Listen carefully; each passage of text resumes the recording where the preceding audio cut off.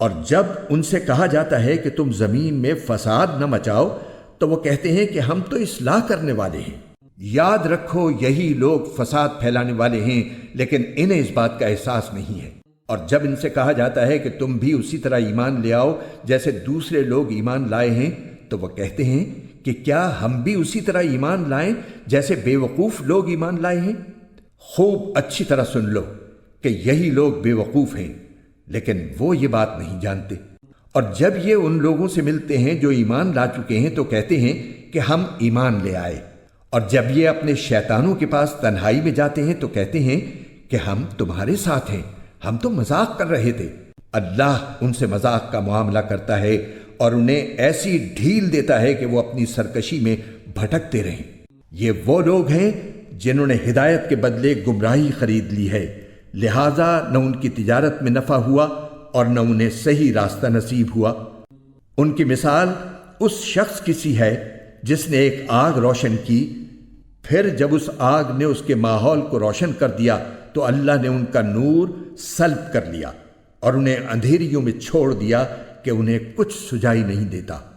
وہ بہرے ہیں، گونگے ہیں، اندھے ہیں، چنانچہ اب وہ واپس نہیں آئیں گے۔ یا پھر ان منافقوں کی مثال ایسی ہے جیسے آسمان سے برستی ایک بارش ہو جس میں اندھیریاں بھی ہوں اور گرج بھی اور چمک بھی۔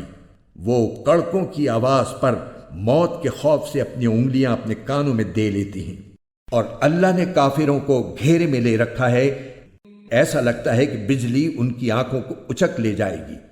جب بھی بجلی ان کے لیے روشنی کر دیتی ہے وہ اس روشنی میں چل پڑتے ہیں، اور جب وہ ان پر اندھیرا کر دیتی ہے تو کھڑے رہ جاتے ہیں۔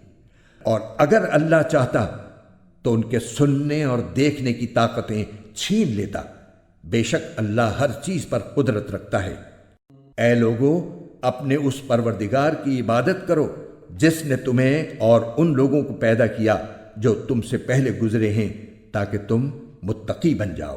وہ پروردگار جس نے تمہارے لیے زمین کو بچھونا بنایا اور آسمان کو چھت اور آسمان سے پانی برسایا، پھر اس کے ذریعے تمہارے رزق کے طور پر پھل نکالے، لہٰذا اللہ کے ساتھ شریک نہ ٹھہراؤ جبکہ تم یہ سب باتیں جانتے ہو۔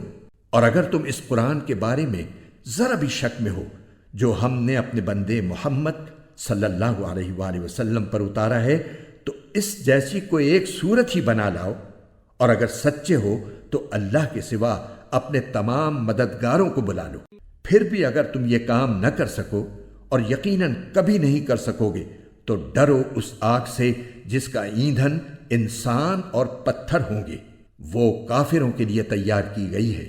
اور جو لوگ ایمان لائے ہیں اور انہوں نے نیک عمل کیے ہیں، ان کو خوشخبری دے دو کہ ان کے لیے ایسے باغات تیار ہیں جن کے نیچے نہریں بہتی ہوں گی۔ جب کبھی ان کو ان باغات میں سے کوئی پھل رزق کے طور پر دیا جائے گا تو وہ کہیں گے یہ تو وہی ہے جو ہمیں پہلے بھی دیا گیا تھا، اور انہیں وہ رزق ایسا ہی دیا جائے گا جو دیکھنے میں ملتا جلتا ہوگا، اور ان کے لیے وہاں پاکیزہ بیویاں ہوں گی، اور وہ ان باغات میں ہمیشہ ہمیشہ رہیں گے۔ بے شک اللہ اس بات سے نہیں شرماتا کہ وہ کسی بات کو واضح کرنے کے لیے کوئی بھی مثال دے، چاہے وہ مچھر جیسی معمولی چیز کی ہو یا کسی ایسی چیز کی جو مچھر سے بھی زیادہ معمولی ہو۔ اب جو لوگ مومن ہیں وہ خوب جانتے ہیں کہ یہ مثال ایک حق بات ہے جو ان کے پروردگار کی طرف سے آئی ہے۔ البتہ جو لوگ کافر ہیں وہ یہی کہتے ہیں کہ بھلا اس حقیر مثال سے اللہ کا کیا مطلب ہے؟ اس طرح اللہ اس مثال سے بہت سے لوگوں کو گمراہی میں مبتلا کرتا ہے اور بہت سوں کو ہدایت دیتا ہے، مگر وہ گمراہ انہی کو کرتا ہے جو نافرمان ہیں۔ وہ جو اللہ سے کیے ہوئے عہد کو پختہ کرنے کے بعد بھی توڑ دیتے ہیں، اور جن رشتوں کو اللہ نے جوڑنے کا حکم دیا ہے انہیں کاٹ ڈالتے ہیں اور زمین میں فساد مچاتے ہیں، ایسے ہی لوگ بڑا نقصان اٹھانے والے ہیں۔ تم اللہ کے ساتھ کفر کا طرز عمل آخر کیسے اختیار کر لیتے ہو؟ حالانکہ تم بے جان تھے، اسی نے تمہیں زندگی بخشی، پھر وہی تمہیں موت دے گا، پھر وہی تم کو دوبارہ زندہ کرے گا، اور پھر تم اسی کے پاس لوٹ کر جاؤ گے۔ وہی ہے جس نے زمین میں جو کچھ ہے تمہارے لیے پیدا کیا، پھر وہ آسمان کی طرف متوجہ ہوا، چنانچہ ان کو 7 آسمانوں کی شکل میں ٹھیک ٹھیک بنا دیا، اور وہ ہر چیز کا پورا علم رکھنے والا ہے۔